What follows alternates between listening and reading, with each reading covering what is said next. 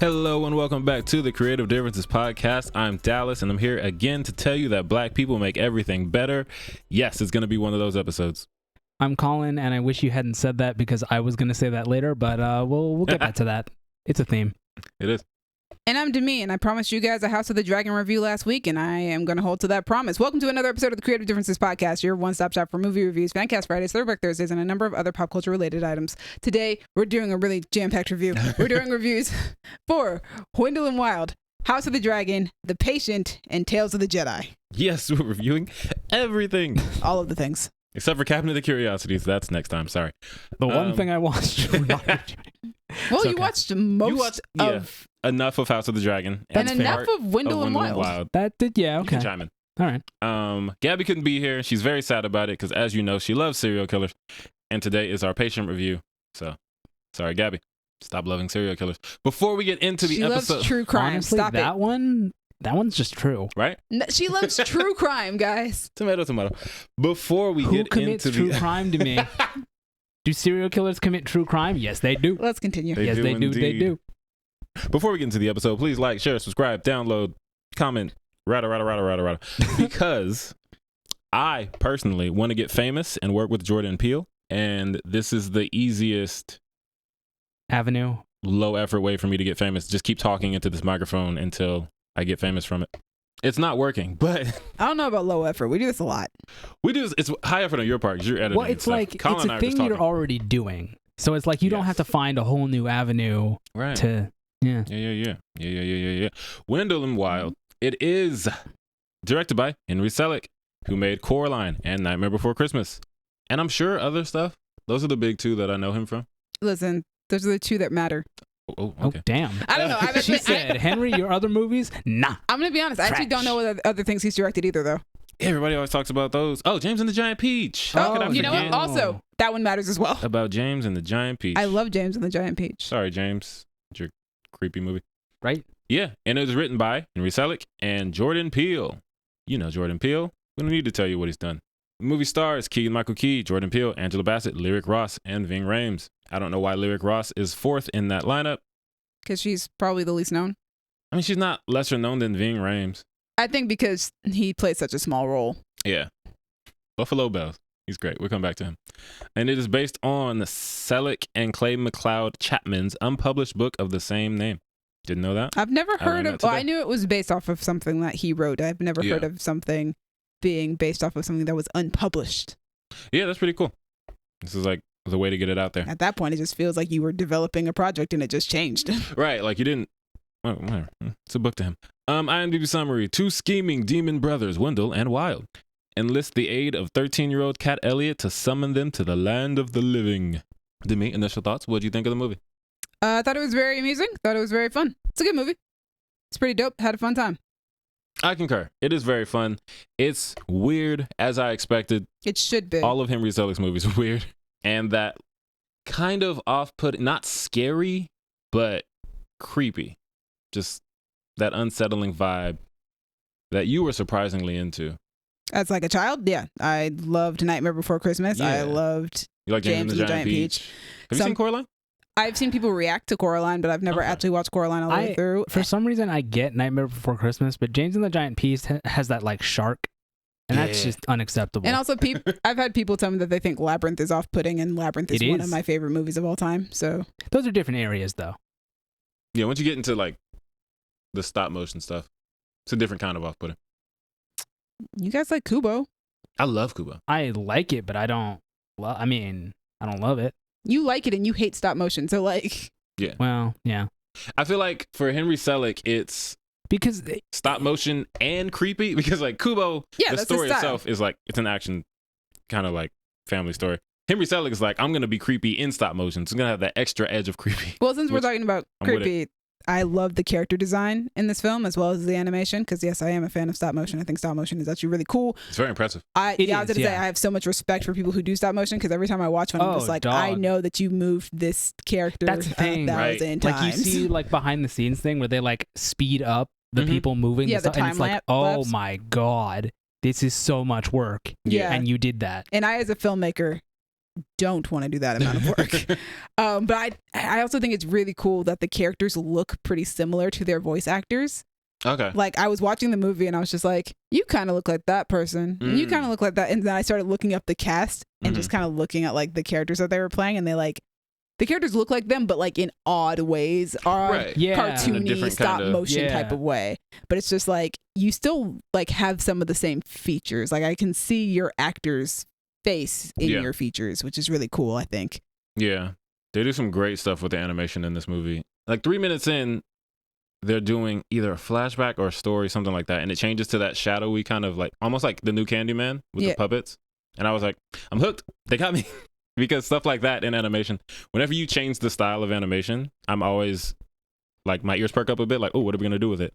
And like, why change it? And they always have a good reason in this movie. Like the shot, it's kind of a story thing, but also when that green light is projected from Sister Helly and they're showing Kat's life over time. Yes. And the shot of her growing, because they show her when she gets, arrested, and they show her crying, and then she's a little bit bigger, and the tears are more like flowing, and then she's a bit bigger, and she's kind of hurt, and then it's her current age, and she's angry, and just that simple shot, it's like it does so much for the story and visually that I was like, oh, call Jordan Peele, we got a cinema on our hands. It's his movie, so yeah. Exactly. It was just so good. Like I rewound that I think twice just to see like the transition. I was like, oh, this is so good. The cinema is hitting. I think story-wise, there are a lot of plot lines that are running through the film, but they all kind of tie together in the end really well. Yeah. I also thought it was an interesting way to introduce private prison industry and school to prison pipeline to families. Yo, I did not. I wasn't expecting that. I watched this trailer and I could have made a list of 50 things this movie would be about. The prison industrial complex would not be on the list. So that being the thing, I was, oh, cool. Like, that's the bad guy in this movie. Right. The bad guy is the prison industrial complex. And yeah, like you said, there's a bunch of stories. They weave them together well. Everyone kind of has a backstory that feels like it matters. Like Wendell Wild's whole thing is their own separate family situation they got to deal with. Everybody has their own motivations for why they do the things that they do. And they're it's not all well spelled out. Yeah, and they're not all too, I don't know, like they're not all trite or anything like that. But like Kayla didn't want to watch this movie with me. She came in toward the end, and it's when Bells is like coming to the land of the living, which is really nice scene. Yeah, really and you get this looking. giant Ving Rhames, Buffalo Bells, aka what's he call himself? The self-proclaimed Scream Fair Daddy. That's what he says. He's Scream Fair Daddy. Has That's Henry canon. Sellick gone through a movie where somebody hasn't called themselves Daddy? Somebody in the audience, let me know. All right, that's in Nightmare Before Christmas, Jack calls himself Bone Daddy. Does someone do it in James and the Bone Giant Daddy. Peach? Oh no, is there a Peach Daddy? I don't know. I hope not. I don't remember. But yeah, he comes in and he's trying to grab Wendell Wild and the whole thing. And I was thinking, from Kayla's perspective, it might look like he's the main antagonist of this movie. Giant demon coming out of nowhere and trying to grab the characters. But he's I'm like, not. It's prisons. His thing capitalism. has nothing to do with them. Like, he's just doing his own thing, and it's great. But he was perfectly cast as Scream Fair Daddy. He has he's doing the Arby's voice because that's his voice. Oh, he's the Arby's guy? Yeah, we have I thought that voice was never familiar. known that's him. Yeah, that's Ving Rhames. I couldn't figure out where I knew the voice from. I was like, I know your voice, but I can't. The Arby's buffalo sandwich dip. I don't know what I will never watch an Arby's commercial the same way again. Fries. Wow. Yeah, that's Ving. A revelation. Revelation. But it's really good. I really like it. Also like the way that they do things differently. Like what does she call them? The prize poodles? Yes. Those 3 girls. A lot of movies would just make them bullies. Okay, so here's the thing.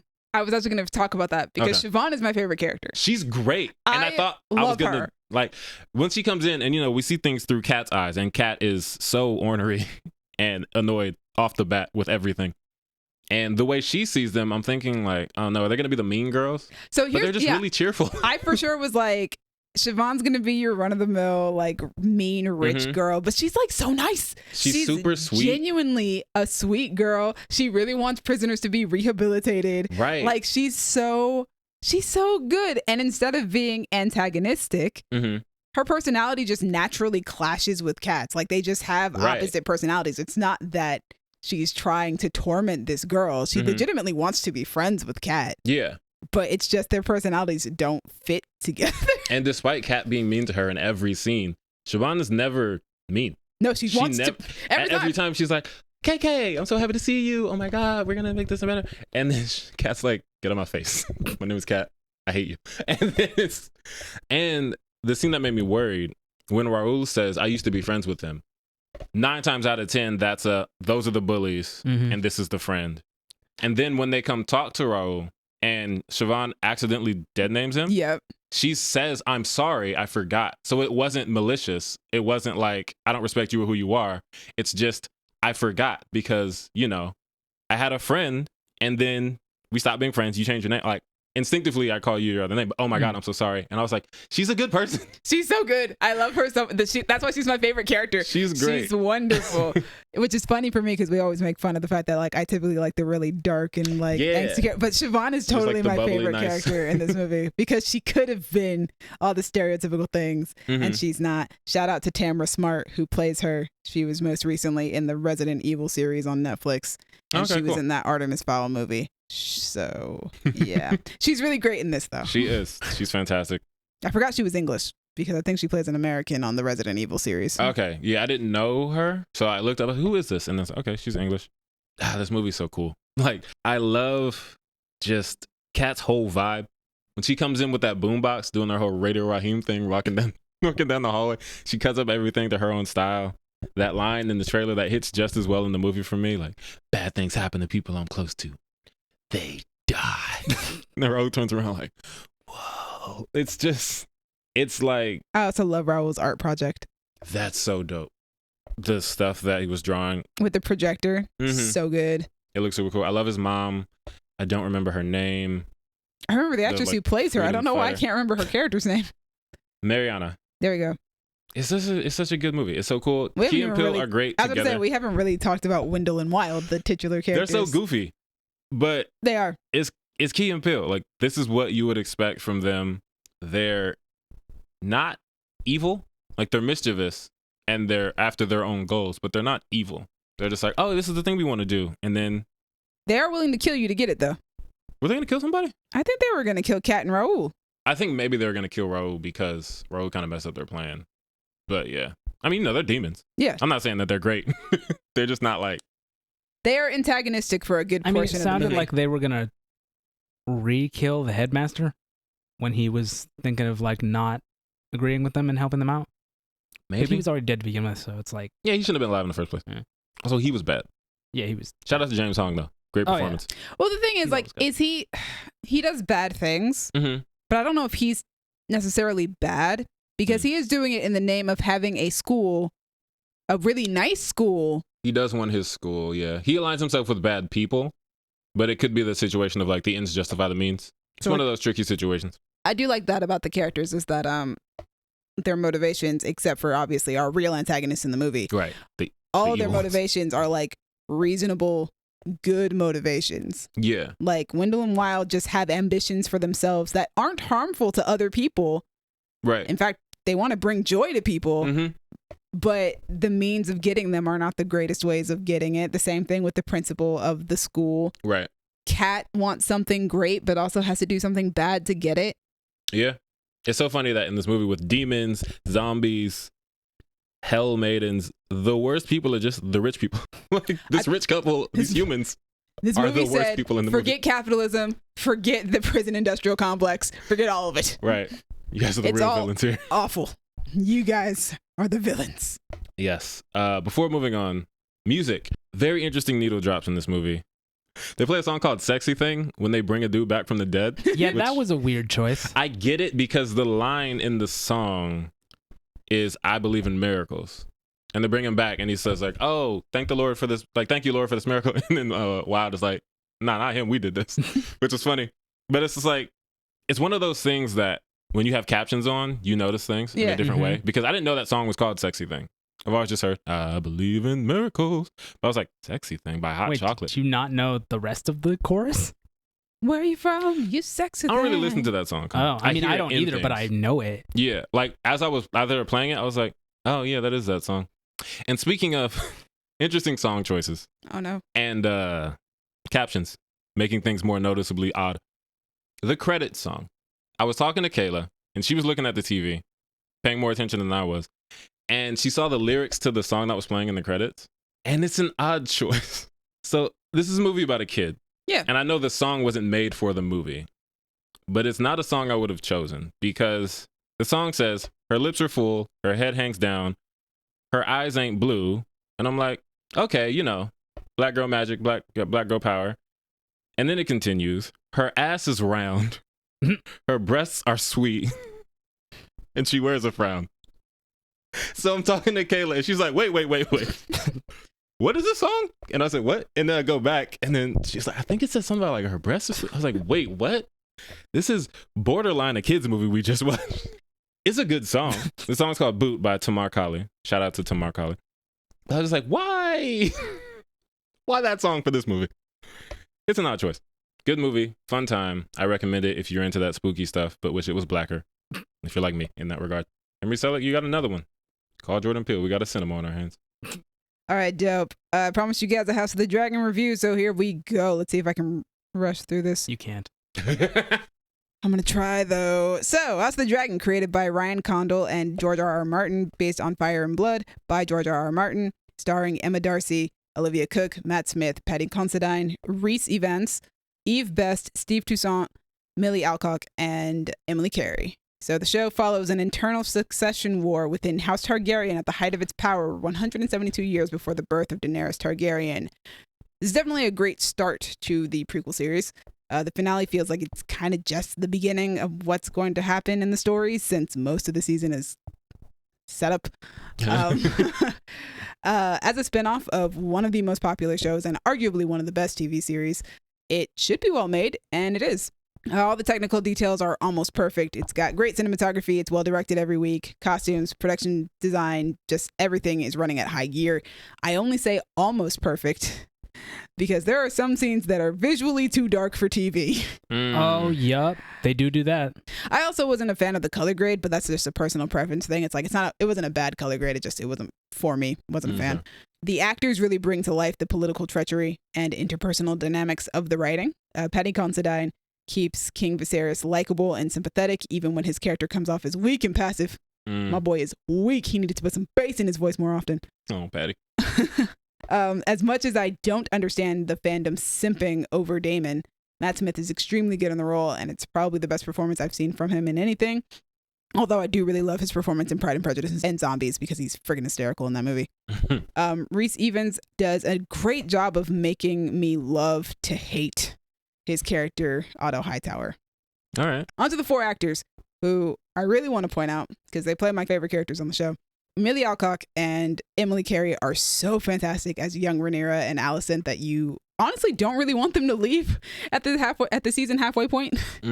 Like episode 5 happens and you're like, oh no, next week we're going to get two new people playing these same characters. But Emma Darcy and Olivia Cooke pick up the baton and just finish the race beautifully. It's really good that their characters have matured and their personalities have shifted in that interim time period between those episodes so that the two sets of actresses are given different things to do with those characters. So Millie's Rhaenyra lives life with teenage rebellion and freedom as she discovers who she is and what she wants, while Emma Darcy's Rhaenyra has matured into someone who is far more subdued and has become more aware of the world that always seems against her and how to maneuver around it. Okay. And then Emily Carey's Alicent is a prim and proper teenage girl still brimming with innocence who's powerless to escape being a pawn to the powerful men around her, while Olivia Cooke's Alicent has grown into a cold, angry, and repressed queen trapped in the patriarchal confinements of society who confuses the ambitions of the men around her as her own. So the show's conflict is mostly derived from their broken friendship, which is torn asunder by the patriarchal structure and powerful men in their lives. Sounds like a college essay. It does. You know what? It's very bold of the writers to have centered this war around a sapphic teenage breakup. I'm just saying. All right. It's not a sapphic teenage breakup. They didn't break up. They were never together. Colin, you're ruining the fun. Anyway, my critiques of the show. The time jumps make this show feel a lot more plot driven than it probably should be. Certain character developments I would have preferred to see evolve on screen rather than jumping to the end result of certain things that have happened on screen. So for instance, when Rhaenyra finds out that her dad is going to marry her best friend, I would like to see Rhaenyra actually get to confront Alicent about it, or even confront her father about it, but we never get a scene with that. We just cut to like 3 years later and call it a day. Side characters don't really feel fleshed out as a result, so Harwin Strong and Laena Velaryon struggle due to that. They seem like they're very interesting characters who play very important parts in these lead characters' lives, but we don't really get time to know them because we time jump around so much that there's no time to actually get to know them as people. And even when you do see them, they don't stick around for long. Yeah, we don't really get to see how they affect Rhaenyra and Damon, which I think would be really helpful for later on when Damon and Rhaenyra, finally get together. Ugh. This makes it difficult to connect when some of them die. There is not enough of Eve Bess and Steve Toussaint as Rhaenys and Corlys Velaryon. I demand that there be more of them next season. I also occasionally wonder... I support this demand because give the black people more to do, please. I also occasionally wonder if the show, much like its predecessor, goes too far with how graphically it portrays certain things. You mean like the C-section and stuff? Bruh, the stillbirth in the finale was a lot. The C-section was also a lot. Ooh, yeah, that's one of those things. It's like, you said that's in the finale, right? So it happens again. They did it in the first episode. So we know that this can happen. We know how bad it is. Why did you need to show it again? Well, no. The C-section is one thing. The stillbirth was a different thing altogether. But it's like, you've already told us and explained and shown how terrible birth can go. So why do you need to show it again? Oh, you've done it twice already at this point, but But they do it really graphically, and I just wonder... I read an article where somebody was pointing out that, like, if they're gonna do this, they should at least put a trigger warning before the episode. Right. Because there are women out there who have actually experienced something like this, and it's like, this is a very graphic... It's one of those things, to me, the HBO and Game of Thrones as a series has been like, we're gonna be graphic because we can. I had the same question with Game of Thrones that I have here is, what does that add to the show? What are you adding by doing that? And I don't know that showing the graphic nature of these things adds, because you can still have the tragedy. Like if you had in the first episode, I think it was it was a later episode, someone has a kid. Rhaenyra, I think, has a kid. They like have a baby coffin. Oh. Like a baby wrapped up. Somebody dies. I don't know. Point is, Rhaenyra wraps up the baby after she has the stillbirth. That's right. Yes. And it's like, but you don't need to see the stillbirth. You can just say baby stillborn and then cut to that, and we know. You don't have to see let's see all the blood and shit. Like, I don't know. I just feel like that you do still get the emotional effect, but I don't think you need the shock to get there. Right. I agree. Yeah, that's all I had to say about House of the Dragons. Surprisingly, less sex than I was expecting. There was a lot less sex this time around. Less incest? Question mark? More incest. Oh, no. Per Not again. Per Game of Thrones season, more incest for sure. Yeah. That's kind of the theme of the entire show. It's not the theme of the show. Well, no, it is the backdrop of the entire show. That's what that house is known for. That's not a lesson that is being taught House here. Targaryen is known for incest. I've heard. I hate it. Yeah, but hey. And yet the fandom fans. eats it up, and I don't understand. Gross. Self-examine. It troubles me that there are people who... Also, wait, how is he going to tell me to self-reflect when I'm out here shipping Rhaenyra and Alicent? There are some people I feel like who are so enamored with who the characters are that they are willing to overlook certain things, like the fact that he's her uncle. What the fuck is wrong with you? And that even if he wasn't her uncle, he's a predator and a groomer. Yeah, but people can handwave that all the time. Oh, but like, come people on, are strange. He's her uncle. I mean, they did it on the other show, right? They did it on the other show, yes. But most of us. No. Oh, you're talking about Dany and Jon? Yeah, isn't she his aunt? Oh, I was about to say most people, which is fine because they're Targaryens. Most people didn't like Cersei and Jaime together. Well, that's brethren. They're twins, right? They're twins. That's like incest. I'm sorry. Incest. We're putting boundaries? It's all the same. That feels worse to me. Like, bro, that's your twin. Because also, did Jon know that old girl is his aunt? No. And then he finds out later. And Dany didn't know either. Right. Okay. I think not when they... And then they like find out after they've been hitting the skins. Yes. Yeah. Yeah. So. Didn't The Witcher also do twins? Wasn't that Foltest and... Weren't they twins? I don't think they were twins. Oh, okay. We got to stop. Hollywood. Stop doing that. It's bad. It's a bad thing to do. We should start with the authors who are writing it, and then we should also stop adapting it. Yeah. Yeah. Self-reflect. The Patient. The Patient. No incest in that. All right. It is created by Joel Fields and Joe Weisberg. they are known for The Americans. That show that lots of people watched, but nobody I know personally watched it. I heard it's good. I also heard it's fantastic. Right? Have you seen it? Nope. That's typically the situation. Oh, I like really the actors good. in it. You seen it? Nah. It stars Steve Carell and Domhnall Gleeson. And the IMDb summary is a psychotherapist who recently lost his wife finds himself held prisoner by a serial killer with an unusual request to curb his homicidal urges. There's a whole show out of that? That feels like a movie. You would just one and done it. That's impressive. Yeah, they stretch it out for 10 episodes. They do a great job. It's a good show. It's funny that you said that because the fact that it's Steve Carell is chained up in a basement. Yeah. He can't go nowhere. Right. Like, it's a lot of conversations. Ooh, this show must have been cheap. I would imagine it's pretty cheap. A lot of it is just he's sitting on a bed, he's talking to Domhnall Gleeson. But, you know, they have flashbacks of his family and they, like Sam, Domhnall Gleeson's character's named Sam. He goes places and all that stuff. Okay. A weird amount of Holocaust imagery. Whoa. Wasn't my favorite thing. Why? Steve Carell's character, Alan, is Jewish. Okay. And there's like a rift in his family because his son becomes Orthodox. Orthodox Jew? Yeah. Okay. And like, so he's not. He's not. The son starts to see his own parents as not Jewish enough. Right, because he's like Orthodox and they're not. It's a whole thing. Sure. I didn't know that the Jewish faith was going to be such a plot point, which, cool. That's cool. I'm always down for representation. I feel like I want to watch this show, but then I remember what it's about and I'm like, maybe I don't. I mean, maybe you do. Maybe I don't. We'll come back to that. But yeah, they do a good job of making the conversations compelling, but also there are times when I want something more exciting than, you know, therapy sessions and stuff like that. But then Sam kills somebody. And I'm thinking, no, I'm sorry. Take us back to therapy, please. I was wrong. I didn't want this. Personally, I really like the show because I've said this before, on and off mic. I have reservations about the true crime genre and how icky and exploitative it feels. Yes. So I like that I can get what I would get from that here. But it's not real people. But we're not bringing up real names and experiences of real people who have no choice but to see, you know, their worst traumas plastered all over bus ads and streaming ads and YouTube ads. And it's like, it's weird to be like, to watch, you know, a scene from a specific show that I will not name where it's like, man, they even dressed this person like this real person when she was in court talking about her dead sister. And it's like, there's a level of, doesn't it get kind of ghoulish and disrespectful? That's my thing. And from an art standpoint, I understand the quality and the appeal of, you know, the morbid curiosity and all that stuff.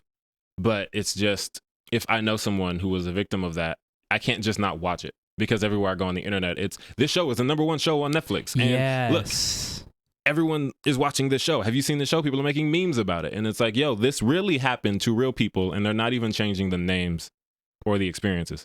But the patient, fiction. So I can watch this serial killer go off and I can watch the in-depth therapy and I don't have to feel sick to my stomach if I start to feel bad for this character because the whole premise of the show is he wants to stop. Okay. He says, I have a compulsion. This is not a thing I want to do. That's why he kidnapped Steve Carell because he's a therapist and he says, I need you to fix me. He's obviously not all right up there because that's not how you do that, bro. But the intention is I want to not kill people. Domhnall Gleeson. Dommy. Nope, not that. Whoa. D. Gleeson. He needs to be locked up next to Paul Dano because he's too good at this. I've seen him act in other things. Yeah. But all that went away because he is concerningly convincing as a serial killer. And I just think until we know for sure that he's not, here's the lock thing, him up. Paul Dano, though, lock him up. I feel like that's not fair because no, it's not fair, but it's safe. You don't want someone to be playing a serial killer and you go, what? This doesn't make any sense. I can't see this at all. You want to be immersed. This is what you want. Yeah, he's good. Yeah. But I'm afraid. I feel like you can... He's a great actor. Not everybody is Jared Leto, is all I'm saying. Lock him up too. But yeah, he's great. He kills it. Steve Carell kills it as expected. He plays the drama perfectly and even gets to have some moments of humor, which was nice. Speaking of humor, David Alan Grier's in this show. For those who don't recognize the name, if you've seen Jumanji, the old one, he's the cop who's like yelling all the time and gets his car snatched by vines. He was on In Living Color. Like he's a very comedic actor. Okay. So seeing him in this show, just, you know, playing it straight as a therapist, I was confused, but also very happy. He did a great job. It's a really good show. They get into a lot of introspective stuff. It makes you think a lot. It's just good. All right. And what's it on? FX. Oh, cool. Well, Hulu? It's on both. You know Okay. how they got that thing. Yeah. I watched it on Hulu. If the channel's owned by Disney, it'll end up on Hulu the next day. Yes. Really good show. Great acting. Great performances. Very unsettling, as it should be. But, without any of the ickiness of profiting off of real people's pain. Yeah. Colin? Yeah. I think you should check it out. I'll check it out. I am between shows at the moment, so. Hey, there we go. And that's The Patient. All right, final review. Tales of the Jedi, created by Dave Filoni, starring Corey Burton and Ashley Eckstein. And it features Janina Gavankar, Matt Lanter, James Arnold Taylor, T.C. Carson, Ian McDermott, Liam Neeson, his son Michal Richardson, and more. The show showcases animated shorts that feature Jedi from the prequel era. I'm hoping that if this series continues, it won't just be the prequel era. So, the show is beautifully animated. You can see that the animation has evolved so much since Clone Wars, which is great because as a kid, I thought Clone Wars looked really, really weird. Are you talking the 3D Clone Wars or the Genndy Tartakovsky? No, not Tatarsky. We don't really consider that canon. Wow. Fuck him, I guess. I think that's more of a Legends thing because the Clone Wars, the 3D animated one, was actually created by George Lucas. So the background artists especially did their thing. The backgrounds are so beautiful. And the show has like wonderful examples of visual storytelling and symbolism while also being short. They're really wonderful short stories that really dive into the moral philosophies of Star Wars through Ahsoka and Count Dooku. There are also little nuggets connecting some events directly to the main saga, and obviously that's fun for me as a massive Star Wars fan. It's really great to see Dooku given more depth and further understanding into why he became a Sith Lord and turned away from the dogmatic Jedi by showing us the 3 primary events that shaped his perspective. I always love seeing more Ahsoka in Star Wars media. Ahsoka is fantastic. I've loved her since I started watching Clone Wars a couple years ago. Ashley Eckstein makes a wonderful return as Ahsoka faces impossible challenges that test her mettle and help build the resilience of the rebel that we reunite with in Star Wars Rebels. I saw the first episode at Star Wars Celebration. The episode features Janina Gavankar as Ahsoka's mother, Pavti. And I knew that show was going to be something special when I saw that one episode.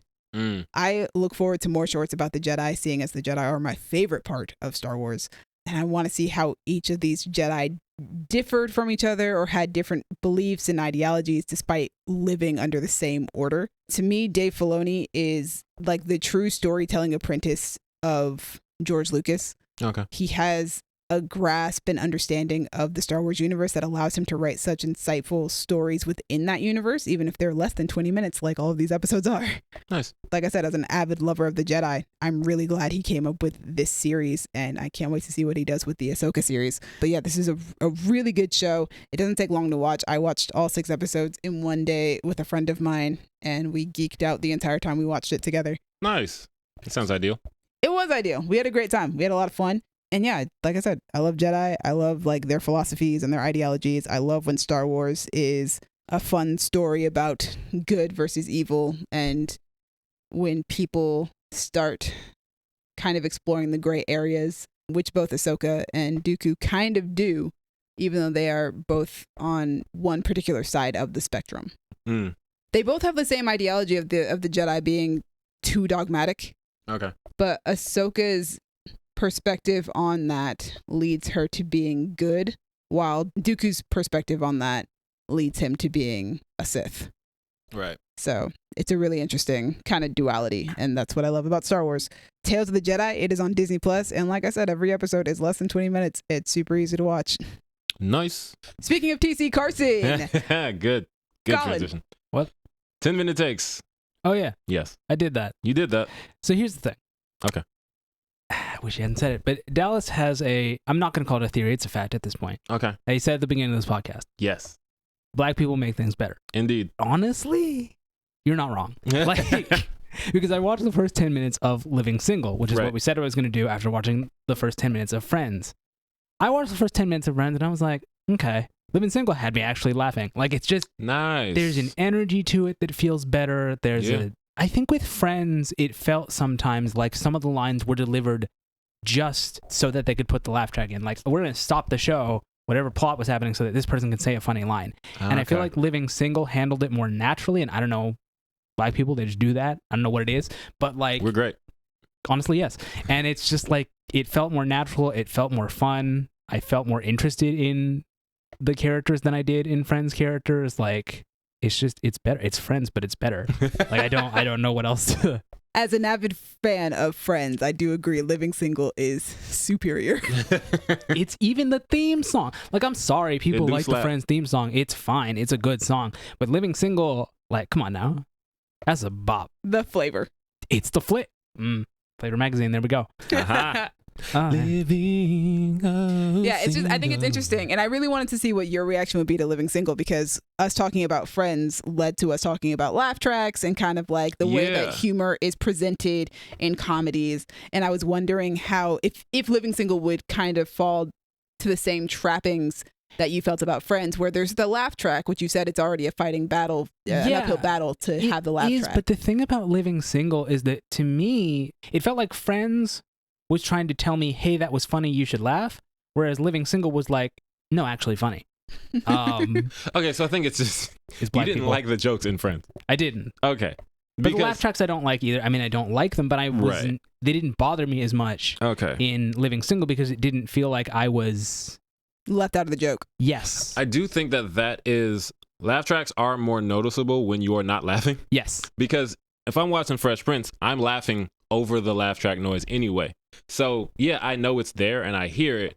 But if I'm just sitting there stone-faced and silent, and every time they say something... and that's what Friends was for me, but Living Single, no, I was laughing. Like, that's why I can't make it through an episode of The Big Bang Theory. Yeah. Because it's laugh track, laugh track, laugh track. Well, I feel like Big Bang Theory is its own special thing, because with them, I feel like it's not... They don't make jokes. They say a reference to a thing. I mean, either way, the point being that I haven't laughed yet, but I've heard people laughing 10 times, and that's a whole thing. Yeah, modern sitcoms are... even worse about it, I would say. Interesting. Their laugh track. I say this as somebody who has worked on 2 sitcoms. They're like, oh right, you mean the ones that still use the laugh track? Yeah, the ones that still use like laugh the multicam track. style. Yeah, they are kind of heavy-handed. It feels weird now because I mean like they use it too much? I feel that way sometimes. Yes. Okay. Just saying, I've watched one of them, and it was weird to hear a laugh track because I'm so used to newer shows not having it. Yeah, but I think.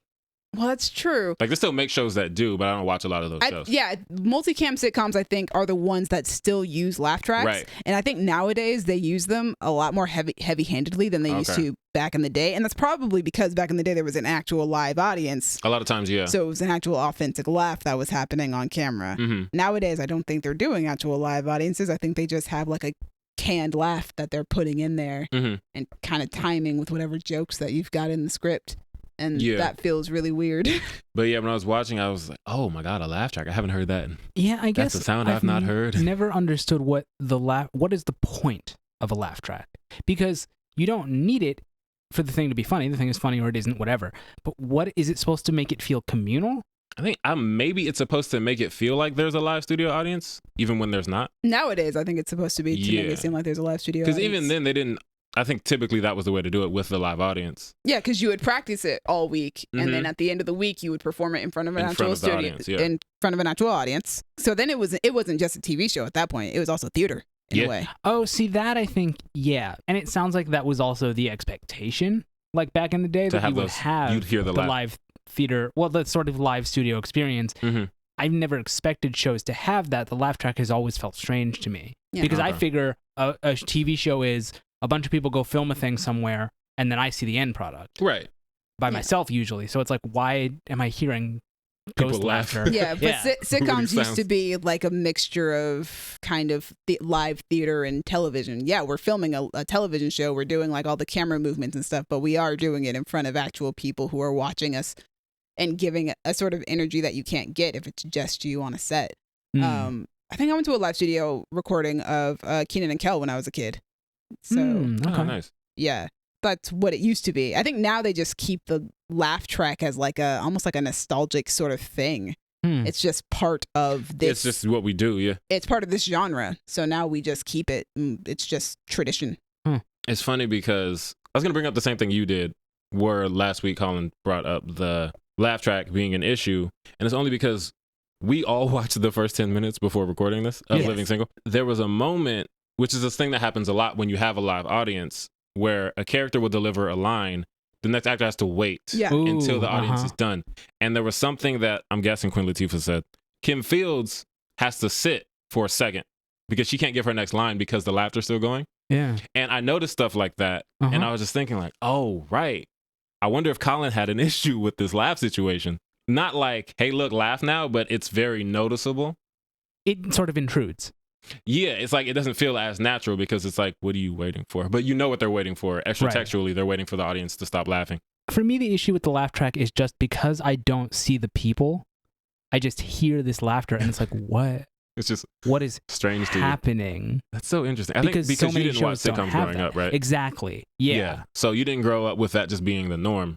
Right.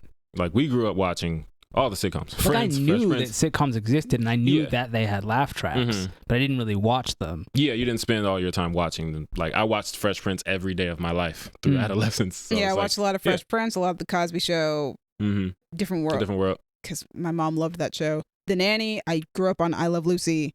So, yeah, I watched a lot of sitcoms as a kid. I do not watch nearly as many as an adult, but as a kid, I watched them a lot. But also, like, sitcoms there's a rhythm, there's a pace to the way that you tell these jokes. Like, you know that there's going to be that. If the joke hits, you know there's going to be that gap. So it's like that rhythm is almost already written into the show itself. Right, you have to adjust for that kind of thing.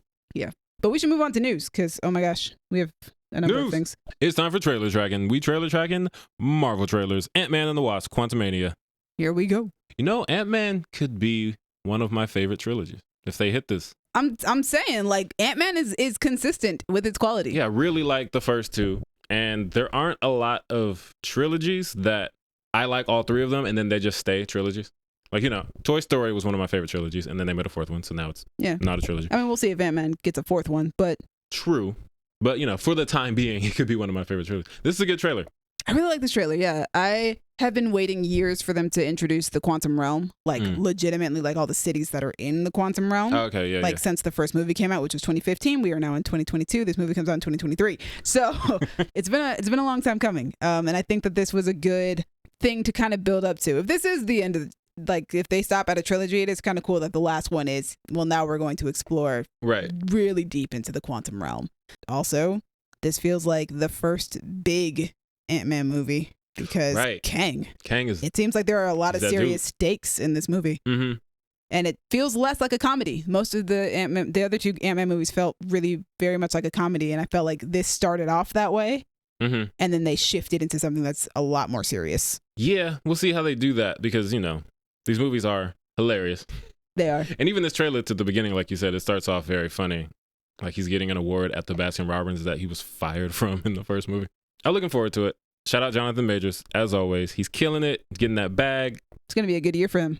Right. Like he's this movie, and then a couple weeks later, Creed's going to come out while he's still making that Ant-Man money. And then I think... Well, I guess he's technically already made it. Yeah, I thought about that after I said it, but you know what I mean. He might also be in Loki Season 2, which I'm assuming is coming out next year. I assume he must be. Oh, dope. Given how Season 1 ended. Shout out to Jonathan Majors. Get that bag. Yeah, I'm really excited. I like the Ant-Man movies.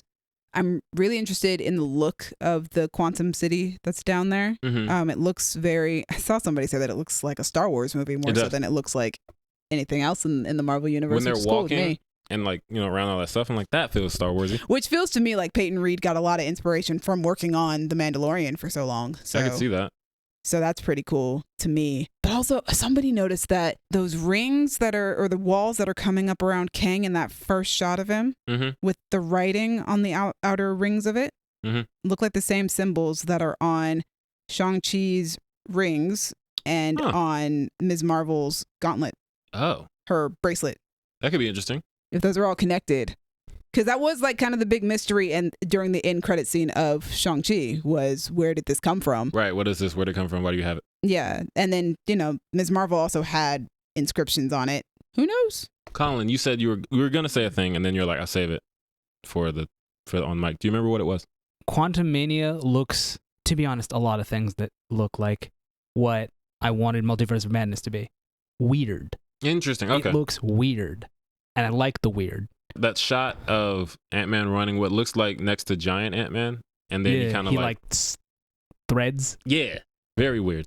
I can't get out of my head the tweet that I saw that said, like, it wasn't just about this movie, but it was using this movie as an example of like modern movies with the CGI. They look like Spy Kids 3, and oh my god, it does. It's so. Whew. Oh, Spy Kids 3, wow. I can try to find the tweet and show you the comparison because it's good. That's when they go into the game, right? Yeah. Yes. Game over. Game over. And it's an apt comparison because it's a shot with like one of them's wearing a yellow suit, one of them's wearing a red suit, they're against a CGI background. Anyway. You guys are Young Avengers nerds. What do you guys think about Cassie? I'm excited about Catherine Newton being in the movie. I really like Catherine Newton. I kind of, I also like Catherine Newton. I'm also interested to see what name she takes on, Stinger or Stature. I hope it's not Stature. That name is stupid.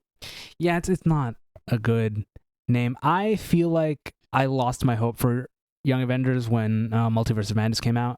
Which I think is so silly because we've seen characters who are introduced in a movie and then get better over time. Yeah, but there's better and then there's you don't feel like that character that I'm expecting at all. Oh, you feel like it's a different she feels like a different character. Like a different person. This feels like a different America than America Chavez. I'm not saying like I don't like you as a like it's not I don't like the character you're playing, it's this is not America. Some of the others I could feel like I can give you some leeway, but like her, it's like from the moment she steps on the scene, I feel like she makes a specific kind of impact with a specific kind of presence that wasn't in Multiverse of Madness. Interesting. I'm still excited for Young Avengers. But I, unlike Colin, actually care about the MCU. There's that. I just feel like if I was excited for a Justice League movie and then they introduced The Flash and he didn't feel like Barry Allen, I would still be excited about the other characters I'm going to see. Like, this is one person of a team of what, 6? Yeah, but I'm not into it 7? for just like seeing a team together. I'm into it for who they are. Right. So when you tell me that she's not who she is, I'm like, well, that sucks. So they got 1 out of possibly 7 wrong. Right, because you still have the twins, Cassie. It's hard to tell with the twins because they're not teenagers yet, you know? All right. And they might be, they might be dead. They might be dead, never existed. Non-existing, they might be multiverse.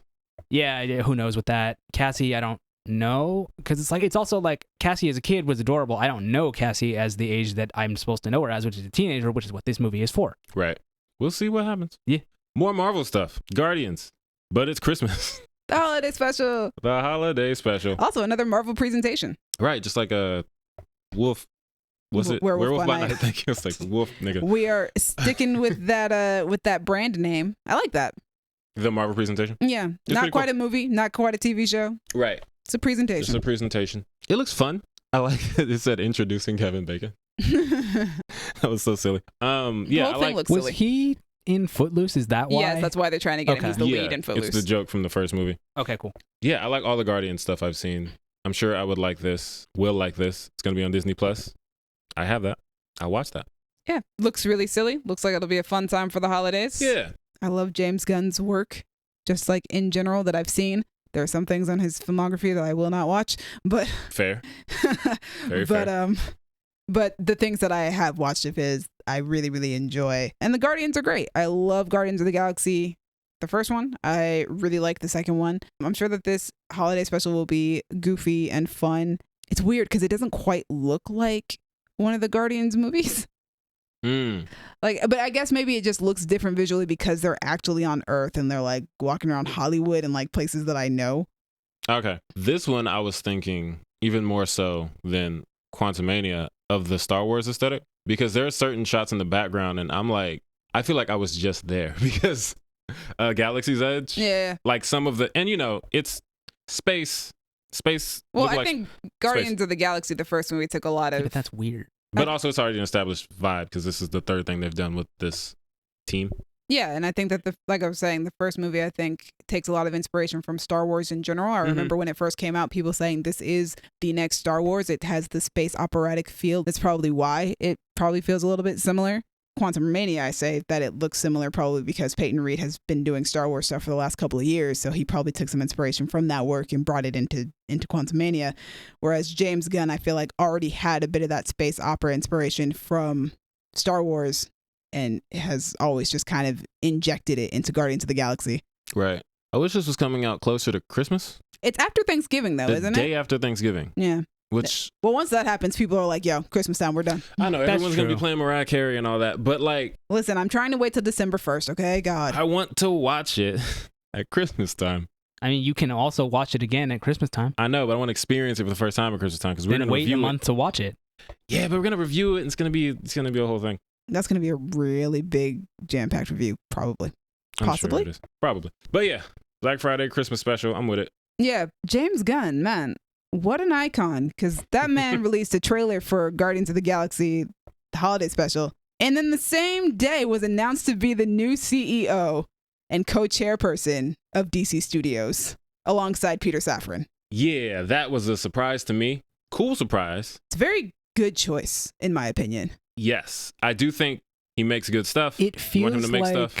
how would I put it? I feel like I can see why you would think it was a good choice. I would be interested to know, not actually interested, please don't talk to me because I don't like you, what the Snyder fanboys would think, because he has a very different tone. They're being very vocal on Twitter. You can always just go look there. Like they don't like it?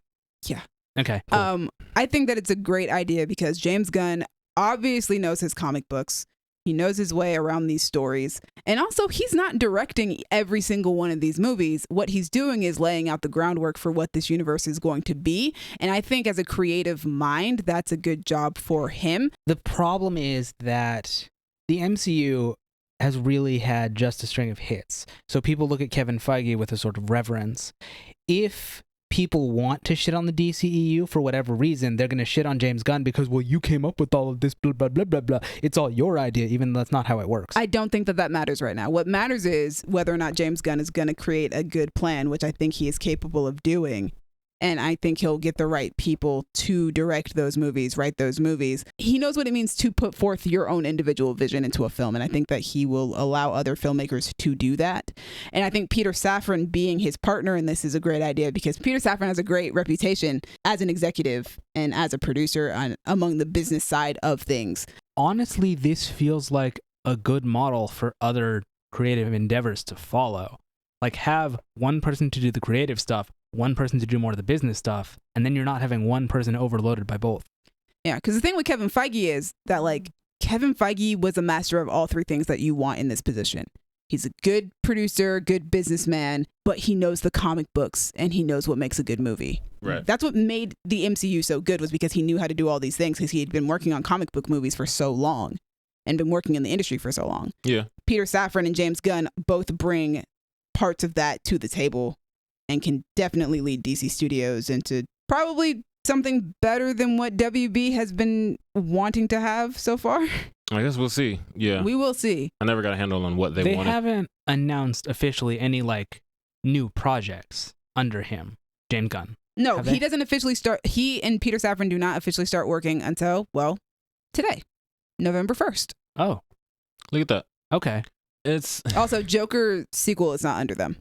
Right, I was saying, that's why I was asking, is did they announce anything after No. him? I would consider the stuff they announced after this announcement to maybe be under him, whereas anything that we already knew was happening, yeah. I would assume it's just gonna... I think the Batman might still be under him, but also they haven't gotten an official script yet from that, so. It's going to be interesting to see how this goes, because to someone like me who knows nothing, it just sounds like... You know so many things because you know Demi. It just sounds like... Do I really know anything, though? The guy who made the weirdest stuff that we have, let's put him in charge. Which, cool. Peacemaker's great, and so is the Suicide Squad. But, like, I'll be like, yo, see, that's the that thing. dude, I'm a little worried about what he's going to do. See, the thing is, the problem with that, like, I get it, but that feels like it's not giving him enough credit. It's definitely not. Yeah, because it feels like it's implying that because he made the weird stuff, everything's now going to be weird. Right. In theory, no. Yeah. Hopefully not, because if everything has the same tone, it's all going to feel a bit samey. And that's why I said, mostly jokingly, that I know nothing, because I'm speaking from the perspective of someone who doesn't know the ins and outs of DC and their business and all that stuff. And a lot of people, when they hear a name, they think, what have I seen from this person? When you hear James Gunn, you think Guardians, the Suicide Squad, Peacemaker, Super, a bunch of silly stuff. Obviously, they're not going to give him the job if he's just like, I'm going to make it crazy. I'm going to make everything weird and stupid. On the other hand, hey, Jimmy, do it. Because people will be so mad. Make Batman the silliest shit ever. Make Superman the silliest shit ever. People will hate it, and I will I'm not ready for the riots in the street. I think that James Gunn knows his strengths because I think it has been said that he was offered the chance to do a Superman movie. And he turned it down to do the Suicide Squad because he knew Superman wasn't a character that would be in touch with the types of things that he makes. Right, not his lane. It's not his lane. However, in the idea of creating a cinematic universe, which is a much broader thing. He's not going to be writing every script, obviously. Kevin Feige doesn't do that. He just goes, this is where I want the universe to go. Somebody write this portion, you write that portion, and you write this portion. And I think also with James Gunn having worked under Kevin Feige for so long, he probably has an understanding and idea of what his job entails. I think he signed a 4-year exclusivity contract, which means, Guardians Volume 3. That's it. Bye-bye, James Gunn. He will be working for DC only at that point. I wonder, though, does this mean that he will not be making many movies himself because he's going to be busy running DC? He said on Twitter that he will still be directing movies. Okay, cool. So what's the contract? Like, he can't do what exactly? I guess that means that whatever work he's doing will be under WB or DC. Okay, gotcha. Yeah, I think he'll do a good job. At least for the next 4 years. I like the things that I've seen from him. I think he knows enough about comics that he'll be able to provide the universe that DC wants and needs. Yeah. This is more than just him running DC, though. They've created their own studio now. DC didn't have a studio. True, it was just Warner Brothers. Yeah, it was Warner Brothers. Marvel Studios is a thing. DC Studios was never a thing. They never had. Warner Brothers. No, DC had DC Films, which was a section of WB. What? But now James Gunn that's why it's a co-CEO, co-chairman thing, because they have a legitimate studio now, and it is DC Studios in the same way that Marvel has Marvel Studios. Oh. And James Gunn and Peter Safron will be reporting directly to David Zaslav. From a business standpoint, I don't care who takes over like Burger King. Yeah, we care about the creativity aspect of this. Art and movies. So when the people who are in charge of those movies change, I care because I'm into movies. Like, I care who makes TV shows because I'm into TV shows. The person who's in this position is going to be affecting the things that I like to watch and experience. Especially the DC universe. Yeah, I'm really into superheroes. I like comic book stuff.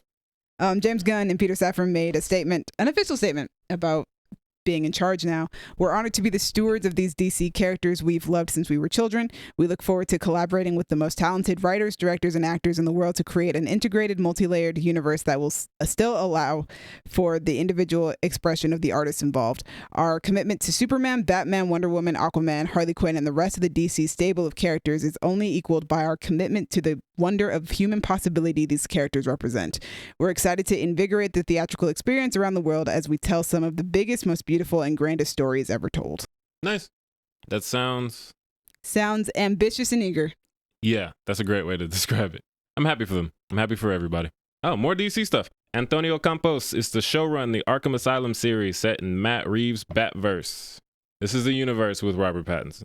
Yeah, you said Matt Reeves, so I got it. Thank you. Cool. I'm glad that the buzzword is Matt Reeves. We got it. I mean, yeah, Matt Reeves. But with just to remind myself, Gabagool penguin. Again, not Joker.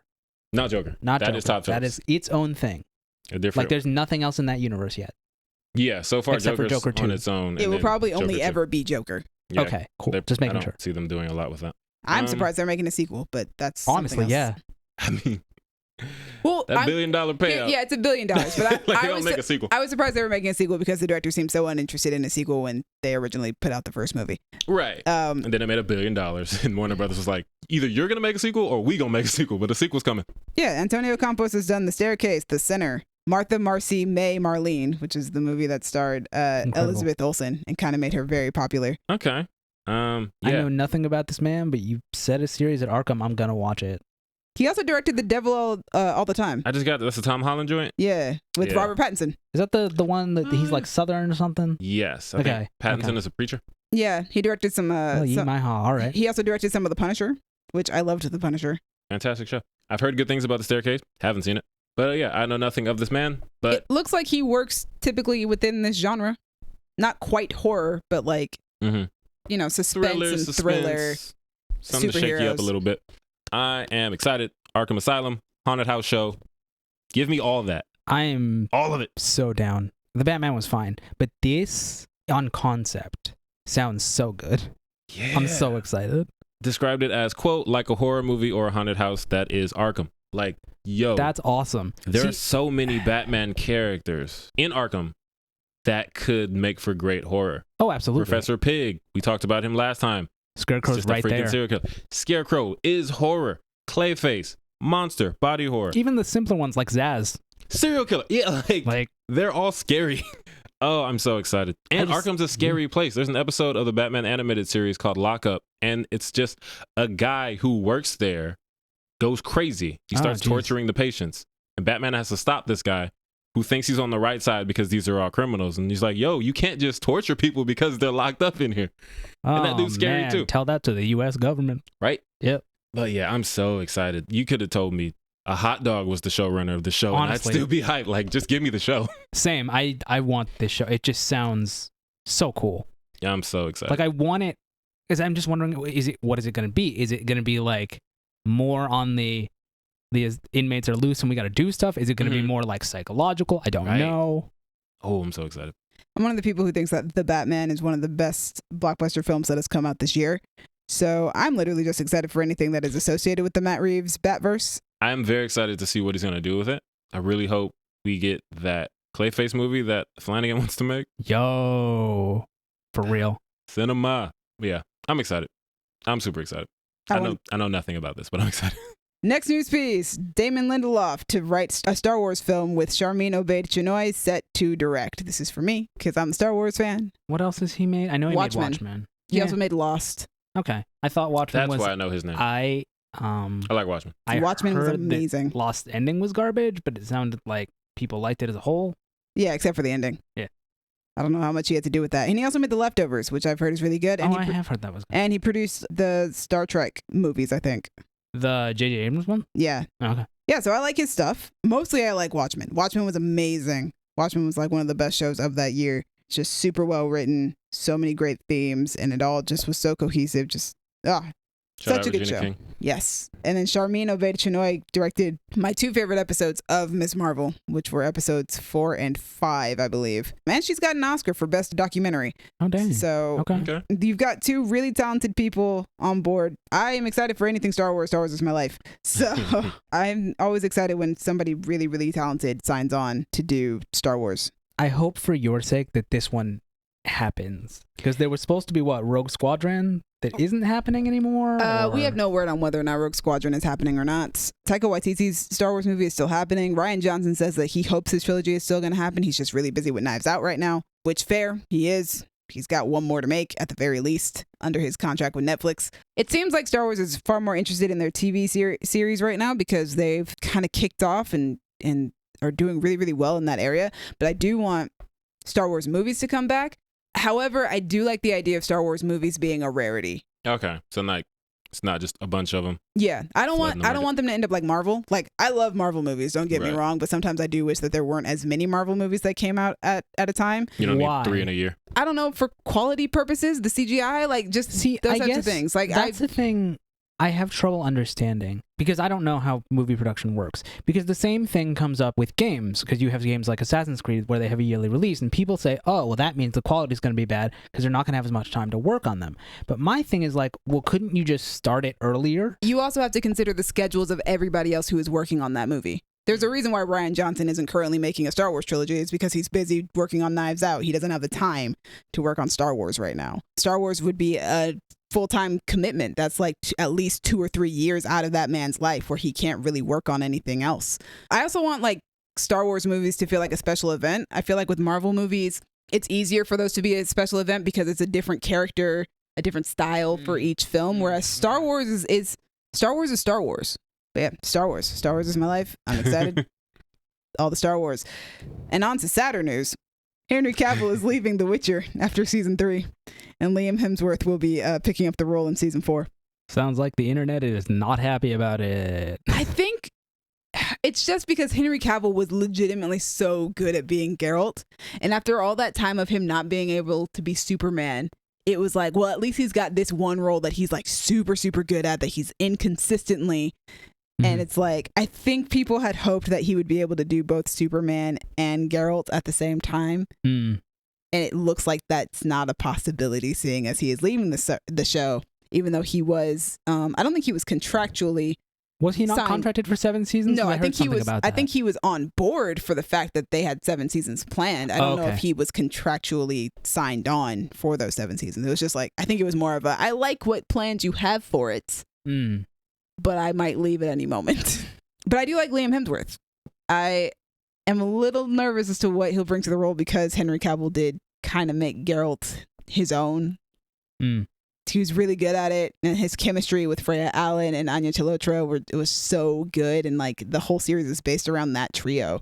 So I just hope that the chemistry between that trio, it'll be different, obviously, because it's a different actor. You bring something different to the table each and every single time you have a different actor. But I hope that it doesn't change too much and that it's still as good as it currently is with Henry Cavill. But I will enjoy this final season with Henry Cavill when it does finally come out. Yeah, I feel like Liam is in kind of a lose-lose situation just because no matter how well he does, there's going to be the people who are like, he's not Henry. Yeah, it's true. And it's just... Like the number of, I've already seen people being like, cool, so there are 3 seasons of The Witcher and there are none after that. And stuff like that's going to happen. And then if for some reason there's a decline in season 4 that has nothing to do with him, they're going to look at the difference of him being Geralt now and they're going to be like, it's his fault. He's not Henry. Kill him. And it's like, he didn't make Henry quit, y'all. He's just coming into the job. And, you know, the sensible people won't just attack him on the basis that he's not Henry. But we'll see what happens. Happy for Liam. Yeah, happy for him. Glad he's got a job. I really do like Liam Hemsworth. I really enjoyed him in the Hunger Games movies because he was playing one of my favorite characters in the book. But yeah, it will be sad to see Henry go. But I feel like that's just confirmation that Superman is just coming a lot sooner than we maybe predicted that it would be. Okay, cool. We need Superman. Because I know that The Witcher takes months out of the year for them to film. Like, if not most of the year. I think they were doing like 7 months of filming, maybe 8. So that might be why he left, so that it might have been like a Geralt to Superman. Right. I mean, yeah, you got to go fight Black Adam. You got to change the power hierarchy of the DC universe. You need to get a proper Superman movie is what you need to do. That too. As someone who watches all the DC stuff and doesn't watch The Witcher, I'm cool because this benefits me. I get Superman back. It's wild though. It's also the same week that Henry Cavill got cast in that new Guy Ritchie movie, that World War II movie that's coming out with Asa Gonzalez as well. Oh, yeah. Things is moving. Things are shaking. And funny enough, this week he has another movie coming out, Enola Holmes too. Wow. You've been busy. I respect it. It's like the white Jonathan Majors. That's why he had to leave. He was like, yo, I got movies to make. Y'all. Liam, you got this. Handle this for me. Cool. That is the news. Thank you, audience. We love you. We appreciate you. Keep on listening. Thank you for all the listening you've done so far. Please don't ever stop.